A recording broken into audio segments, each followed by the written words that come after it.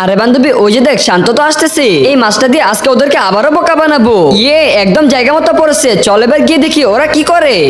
আরে ওগো, কই গেলা তুমি? তাড়াতাড়ি বাজারগুলো নামাও, আমার অনেক জোরে টয়লেটে চাপ দিছে, আমি তাড়াতাড়ি টয়লেটে গেলাম। আরে কি হলো তোমার, এত তাড়াহুড়া কেন করতেছো? তাড়াহুড়া না করলে এখানেই ছেড়ে দিব আমি। আরে বাহ, এত বড় রুই মাছ নিয়ে আসছো, যাক ভালো হয়েছে। আজকে এই রুই মাছটা দিয়ে অনেক মজা করে একটা নতুন রেসিপি রান্না করব।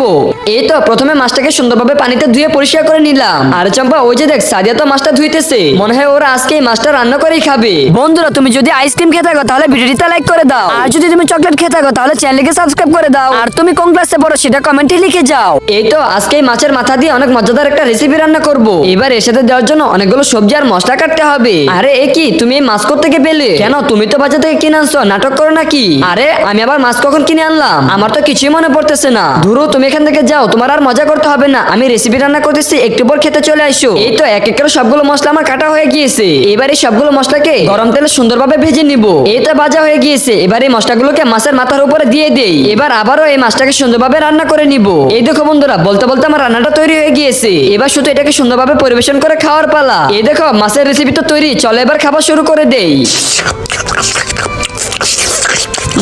আরে অনেক মজা হয়েছে খেতে। তোমার জন্য তো রান্না করছি।